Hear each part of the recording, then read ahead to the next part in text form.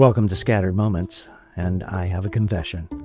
Whenever I begin thinking I've got it bad, I have this annoying habit of remembering Paul. Paul of Tarsus would be an absolutely terrible guest at your next pity party. You'd start telling your story. My boss gave me an ugly look and my last idea got shut down in half a minute.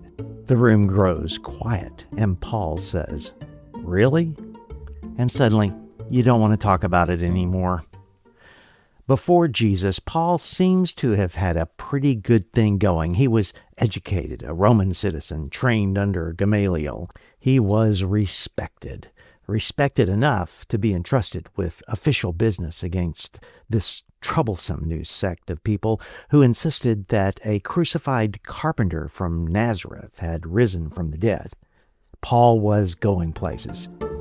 And then that trip to Damascus, that changed everything. Imagine meeting Jesus for the first time, and the first thing he says is essentially, "Why are you persecuting me?" That's a reality check. Paul had spent his life being absolutely certain that he was on God's side, only to discover that he had been fighting against God. And then he went blind. Now he knew the truth, but he couldn't find his stuff. Eventually, Paul got his eyesight back. That's good. His entire life fell apart. That's bad. And thus began one of the strangest roller coaster rides in history. Paul traveled thousands of miles without airports or interstates or Ubers or GPSs or a series saying, recalculating. He walked, he rode, he sailed. One of the ships sank. That's bad. He survived. That's good. He made it to shore. That's great. He got bitten by a venomous snake. That's bad. He survived that too. At some point, you begin to suspect that even Paul wondered what was coming next. But he kept going. He was beaten with rods. He kept going. 5 times he received the 39 lashes. He kept going. He was stoned and left for dead. Yep, he kept going, and he kept going. He escaped one city by being lowered over the wall in a basket, which is probably not the sort of exit strategy that they taught him under Gamaliel. But he kept going. Friends abandoned him. Churches disappointed him. Religious leaders hated him. Government officials imprisoned him, and Paul kept going. He sang hymns in jail. He preached until midnight. And one unfortunate fellow named Eutychus fell asleep, fell out of the window, and died. Paul went downstairs. The young man came back to life, and Paul went back upstairs and kept talking. You cannot make this stuff up.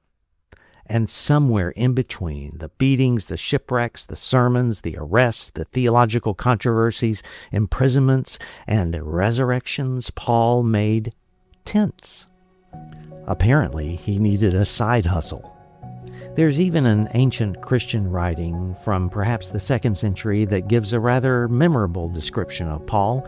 It describes him as short, bald, bow-legged, with eyebrows that met, yes, a unibrow, and a rather prominent nose. Bless his heart. And yet this unimpressive-looking, scar-covered, itinerant tent maker turned the 1st century world upside down. Why? That's the part of Paul's story I don't want us to miss. It wasn't because Paul was the 1st century version of the Energizer Bunny. Paul tells us his secret in Philippians 3. He looks back over everything he once considered an advantage, his pedigree, his education, his religious accomplishments, his reputation, and essentially says, compared with knowing Christ, it's garbage. Paul didn't simply acquire Jesus and add him to an already successful life. Paul found Jesus and discovered that Jesus was better than the life he lost. That's why he kept going. Later he'd write, "We are troubled on every side, yet not distressed. We are perplexed, but not in despair, persecuted, but not forsaken, cast down, but not destroyed." That isn't positive thinking, that's resurrection thinking. Paul had learned that you can lose almost everything without losing the thing that matters most. Your plans sink, your friends leave, your body can bear scars, the door can close, the crowd can turn. You can find yourself sitting in a place you never intended to be, wondering how in the world your life ended up here, and Christ can still be enough. Near the end of his life, Paul didn't measure success by comfort, possessions, applause, or even survival. He measured it by faithfulness. I have fought the good fight. I have finished the race. I have kept the faith. According to early tradition, Paul's road eventually ended up in Rome under Nero. I like to imagine the old missionary walking toward his place of execution, scarred, older, probably still bald, and perhaps thinking about another road decades earlier, Damascus. A young Paul had started down that road believing he had everything figured out. And then a light flashed, a voice spoke, and everything he thought he knew fell apart. He lost his direction, he lost his status, he lost his old life, and somewhere along the way, Paul discovered that what looked like losing everything was actually the moment he found everything. So he kept going. And that's the grace for me today, and I hope it's the grace for you too. You don't have to know how the story ends. Hey, you don't have to pretend the beating didn't hurt. You don't have to call the shipwreck good. You only have to know that the Christ who met Paul on the Damascus road was still with him on the road to Rome.